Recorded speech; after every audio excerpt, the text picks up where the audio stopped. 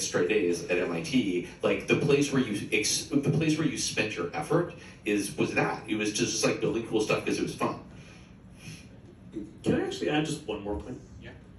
There's something you guys said earlier that really stuck with me, and I think students should really hear, which is about doing things for yourself. It's really related to this building point.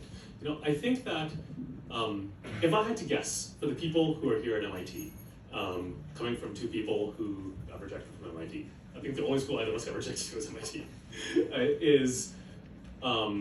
you probably did a lot to get here.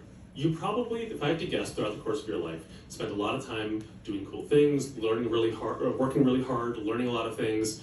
In a sense, also like learning the games of the world around you and learning to get really good at that game and learning to win that game and collecting some number of stamps in the stamp book and making it so that you earn the right to be here at MIT, right, over the course of those years. One thing you need to understand is that as MIT students, we can't say this at every school, but it's extremely true at this school, and you guys may not realize it. That stamp book is now full.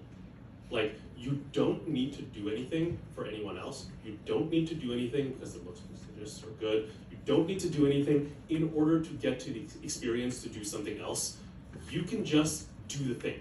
Like, you have all the credibility, the whole world is ready to support you. You have all of the skills. You may need to do things to expose yourself to certain ideas, like going and working at a startup or interning somewhere or just trying to build something and seeing what happens. But you don't, there's nothing that needs to be added to that stamp book. And I think there was a really profound thing they said around not doing it for someone else or because other people say it's cool or because it's like what you're supposed to do, and just doing it because you want to. And I think that's something you should really think hard about. I think this is a really special part of the MIT culture. At YC, we fund more founders from MIT than any other school, more than from Stanford or from Berkeley, which both have great CS departments and are quite literally in our backyard.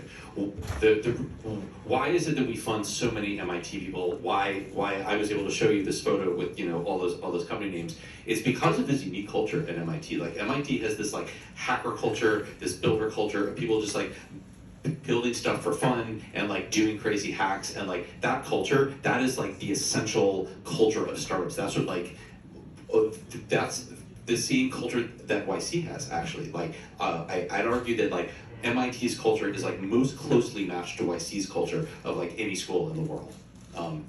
So we love you guys. Thanks so much for joining the talk.